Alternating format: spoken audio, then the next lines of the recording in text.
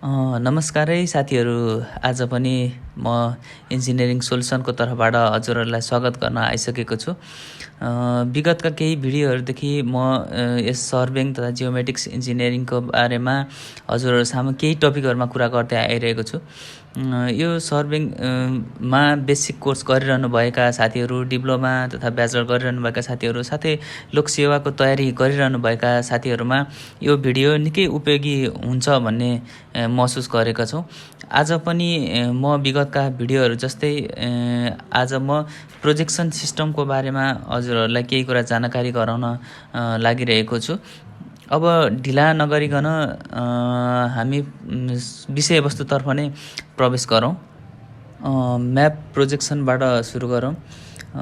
Map projection भनेको यस्तो transformation हो जसले स्फेरिकल सर्फेसलाई प्लेन सर्फेसमा ट्रान्सफर्म गर्दछ र यस्तो सिस्टमलाई प्रोजेक्सन सिस्टम भनिन्छ। या भनौँ अर्थ सर्फेसलाई फ्ल्याट प्लेनमा उतार्ने प्रक्रियालाई प्रोजेक्सन सिस्टम भन्न सकिन्छ। अर्थ 3D मा हुन्छ, जसलाई हामीले प्रोजेक्सन सिस्टमको माध्यमले 2D मा रिप्रेजेन्ट गर्न सक्छौँ। अब हामी जाउँ प्रोजेक्सन सिस्टमको क्लासिफिकेसनतर्फ। त्यसभन्दा अगाडि म यो प्रोजेक्सन सिस्टमको परिभाषालाई फेरि पनि भन्न गइरहेको छु। म्याप प्रोजेक्सन भनेको यस्तो ट्रान्सफर्मेसन हो जसले स्फेरिकल सर्फेसलाई चाहिँ प्लेन सर्फेसमा ट्रान्सफर्म गर्दछ। यस्तो सिस्टमलाई प्रोजेक्सन सिस्टम भनिन्छ। अर्थ सर्फेसलाई फ्ल्याट पेपरमा उतार्ने प्रक्रिया जसलाई हामी प्रोजेक्सन सिस्टम भनेर व्यक्त गर्छौँ। 3D मा रहेको अर्थलाई 2D मा रिप्रेजेन्ट गराउन प्रयोग गरिने सिस्टमलाई प्रोजेक्सन सिस्टम भन्न सकिन्छ। अब हामी जाउँ प्रोजेक्सन सिस्टमको क्लासिफिकेसनतर्फ। प्रोजेक्सन सिस्टमलाई विभिन्न बेसहरूको आधारमा क्लासिफाइड गरिएको पाइन्छ। ती हुन्: on the basis of type of surface use for projection, on the basis of projection expert, on the basis of how the surface touches the globe, on the basis of properties। म फेरि पनि भन्न चाहन्छु, on the basis of type of surface use, कस्तो प्रकारको surface use भएको छ त्यसको आधारमा र प्रोपर्टिजको आधारमा र सर्फेसले ग्लोबलाई कसरी टच गरिएको छ र प्रोजेक्सन एक्सपेक्टको आधारमा, यी 4वटा विषयको आधारमा प्रोजेक्सन सिस्टमलाई छुट्याएको पाइन्छ। अब सुरु गरौँ सर्फेस युज फर प्रोजेक्सनबाट। यस अन्तर्गत सिलिन्ड्रिकल, कोनिकल, एजिमुथल प्रोजेक्सन आदि पर्दछन्। अब लागौँ सिलिन्ड्रिकल प्रोजेक्सन सिस्टमतर्फ। यदि अर्थको डेभलपेबल सर्फेस सिलिन्डर टाइपको सर्फेस छ र हामीलाई प्लेन सर्फेसमा लैजानु छ वा प्रोजेक्ट गर्न छ भने त्यस्तो बेलामा प्रयोग गर्ने projection system cylindrical projection system हो।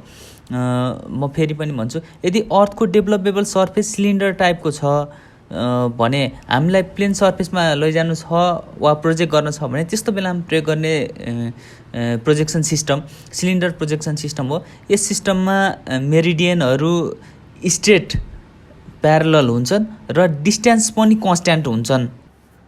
मार्केटर प्रोजेक्सनलाई सिलिन्ड्रिकल प्रोजेक्सनको उदाहरणको रूपमा मान्न सकिन्छ। यसै गरी अर्को प्रोजेक्सन सिस्टम छ कोनिकल प्रोजेक्सन।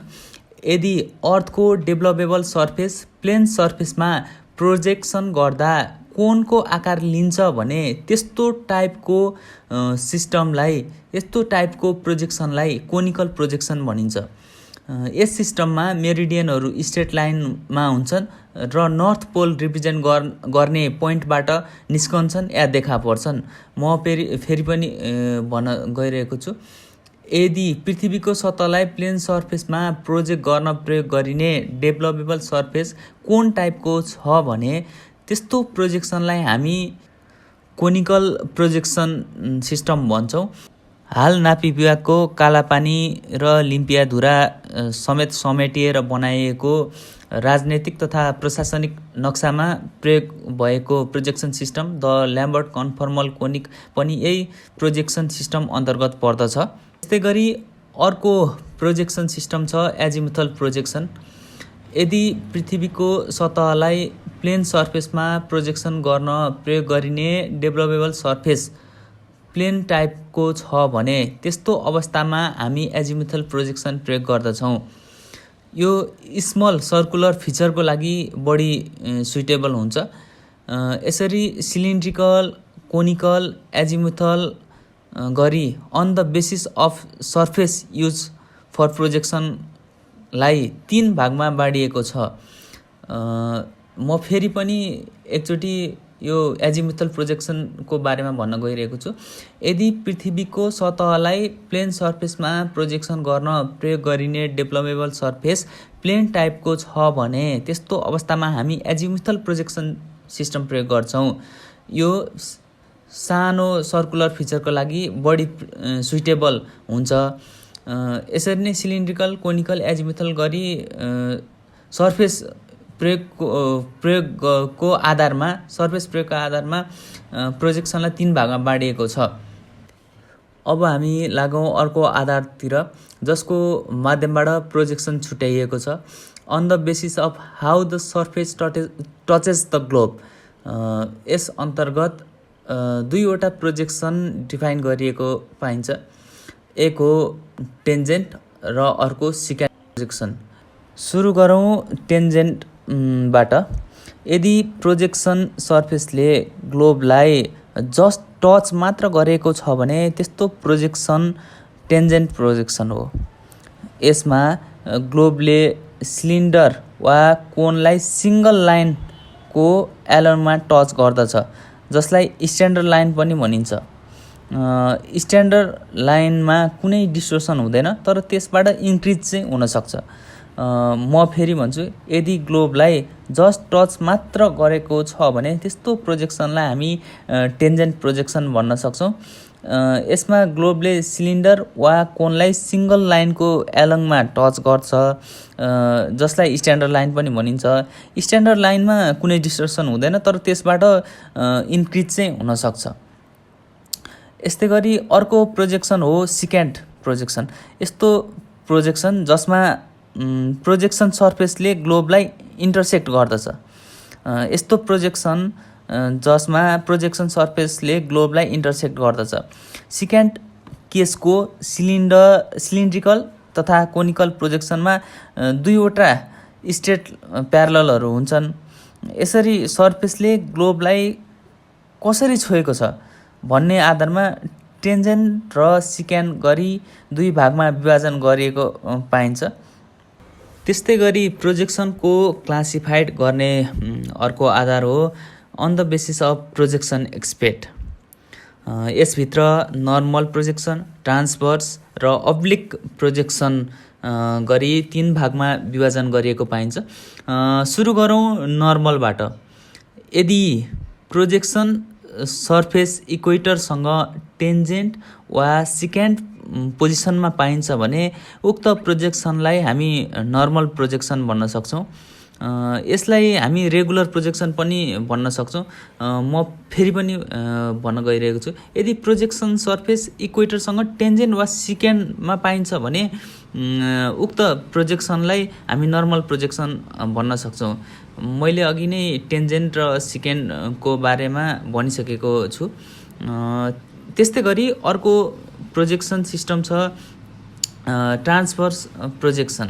यदि प्रोजेक्सन सर्फेस मेरिडियनसँग टेन्जेन्ट वा सिकेन्ट छ भने त्यस्तो प्रोजेक्सन सिस्टमलाई ट्रान्सभर्स प्रोजेक्सन भनिन्छ। म फेरि पनि भन्न गइरहेको छु, यदि प्रोजेक्सन सर्फेस मेरिडियनसँग टेन्जेन्ट वा सिकेन्ट छ भने त्यस्तो प्रोजेक्सनलाई ट्रान्सभर्स प्रोजेक्सन भनिन्छ। अहिलेको नर्मल चाहिँ इक्वेटरसँग टेन्जेन्ट अर सिकेन्ट छ भने नर्मल भयो, नर्मल प्रोजेक्सन भयो। र अहिले मेरिडियनसँग टेन्जेन्ट र सिकेन्ट छ भने चाहिँ ट्रान्सभर्स प्रोजेक्सन भयो। त्यस्तै गरी अर्को प्रोजेक्सन सिस्टम छ अब्लिक प्रोजेक्सन। यदि प्रोजेक्सन सर्फेस मेरिडियन वा इक्वेटर बाहेकका अन्य ग्लोबको कुनै पनि पोइन्टमा टेन्जेन्ट वा सिकेन्ट छ भने त्यस्तो प्रोजेक्सन सिस्टमलाई हामीले अब्लिक प्रोजेक्सन भन्न सक्छौँ। नर्मल भनेको चाहिँ इक्वेटरसँग टेन्जेन्ट र सिकेन्ड हुने भयो। यदि प्रोजेक्सन सर्फेस चाहिँ इक्वेटरसँग टेन्जेन्ट वा सिकेन्ड पोजिसनमा छ भने त्यसलाई नर्मल भन्ने भयो। त्यसपछि प्रोजेक्सन सर्फेस चाहिँ मेरिडियनसँग टेन्जेन्ट वा सिकेन्ड छ भने त्यस्तोलाई ट्रान्सभर्स भन्ने भयो। र अर्को भनेको त्यो मेरिडियनसँग टेन्जेन्ट र सिकेन्ड पनि नभएको र इक्वेटरसँग टेन्जेन्ट र सिकेन्ड पनि नभएको र अन्य कुनै पनि पोइन्टहरूमा त्यो बाँकी रहेको पोइन्टहरूमा टेन्जेन्ट र सिकेन्ड भयो भने त्यस्तोलाई चाहिँ हामी अब्लिक प्रोजेक्सन भन्न सक्छौँ। यसरी प्रोजेक्सन अथवा प्रोपर्टिजको एक्सपेक्टको वा डेभलपेबल सर्फेसको ओरिएन्टेसनको आधारमा 3वटा प्रोजेक्सन सिस्टम डिफाइन भएको पाइन्छ। मैले धेरै पटक डेभलपेबल सर्फेसको कुरा गरेँ। वास्तवमा डेभलपेबल सर्फेस भनेको के हो त्यसको बारेमा म थोरै जानकारी गराउन गइरहेको छु।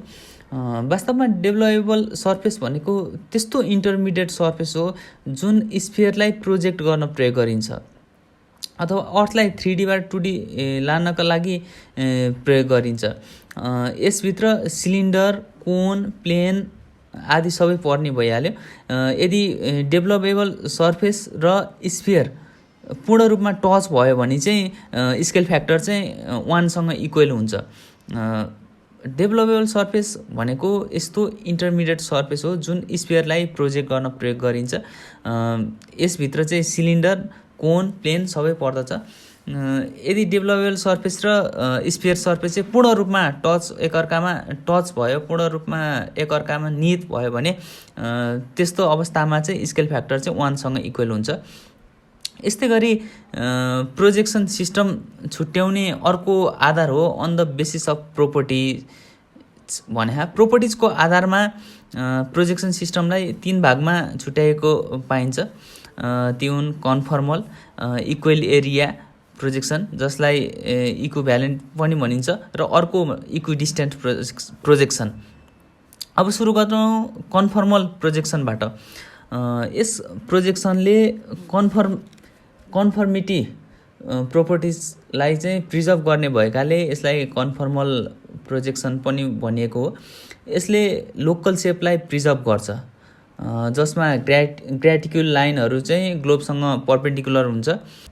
यो विशेष गरी geodesist, military person, space craft mission people आदि म्याप युजरहरूका लागि चाहिँ बढी उपयोगी मानिन्छ।